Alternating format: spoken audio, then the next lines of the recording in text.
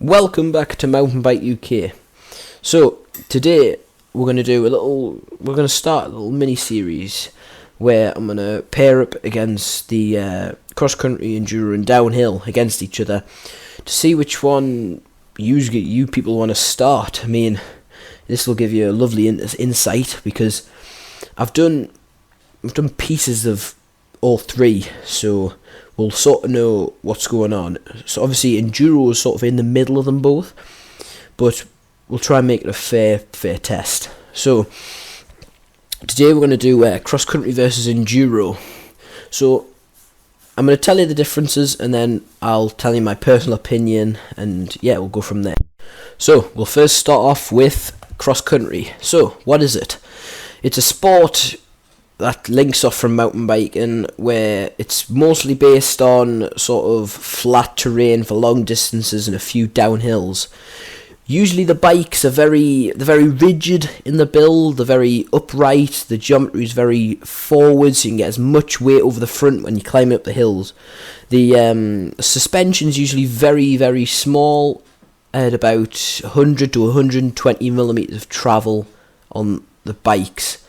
It's usually when you buy a bike from like a store, like an initial bike, it's usually cross country because they're the cheapest ones to make. Not necessarily, but obviously when you get up to like the carbon fibre, that's when it starts to get more pricey. So basically, you've got the championships and a few of them, different ones in the UCI and stuff like that, where you obviously you race against a lot of other competitors along a long distance, maybe 50k, something like that. I don't know the true ones because I'm not a true cross country rider. It's something you could do to get fit. Like that's what many of the like downhill riders do to get fit. They go on long distance rides to get their legs tuned for when they're going down the downhill tracks. Not saying that it's just for downhill riders.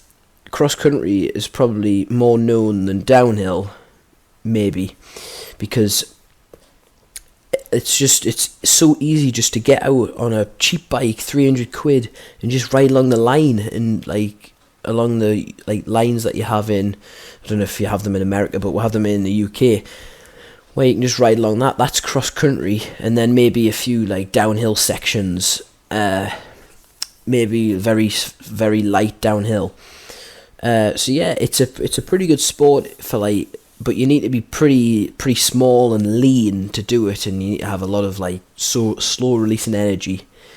My personal opinion on it, well, I don't mind doing it for fitness because it helps with enduro.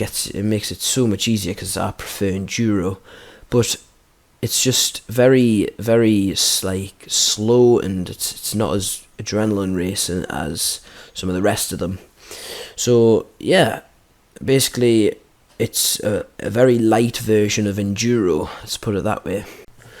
And time to go on to my favourite type of riding, enduro. It's going to be very biased because I'm an enduro rider. Well, I'm going to start getting back into it, and I think it's just the perfect balance between downhill, because I'm too pussy to do that, and cross country, I'm too unfit to do that. I think it's just a perfect balance between the two. If you're looking for something where you're like a medium build sort of guy and you haven't got as much confidence as you would possibly want, it's perfect. And also, the sort of areas that I've got round here are all enduro specific areas, except Danny Hart's descent course, which I've got at Hampstead Forest, but they look crazy, the type of people that go down it in a good way. That's not a bad way, that's a very good way, because as much as I find downhill riders intimidating, they are probably one of the best riders out there. Just the pure skill on the bike is just incredible. So yeah, so you've got people like Matt Ritchie who ride in the Enduro World Series. It's a relatively new thing because enduro itself is a new sport really in the mountain biking area. It's obviously the bikes are usually more laid back probably about the same geometry as a downhill bike.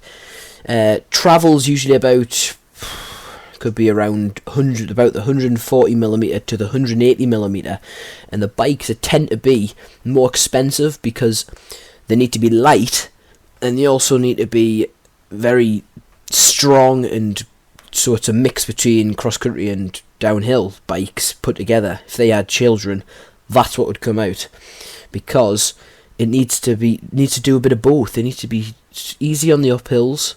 That's why canyon bikes do a thing, it's called a shapeshifter. It pretty much is on your rear suspension. You click it, it changes the whole geometry of the bike and makes the rear travel stiffer, so it's way easier for climbing. So yeah, it's overall, my overall opinion, I well prefer Enduro, because in my opinion it's got the perfect blend between the two, because you get the adrenaline rush of going downhill, but then you get the nice calm uphill, which is painful, but it does really help. So thanks for watching. Leave a like, subscribe, and check out some of the other videos. Goodbye.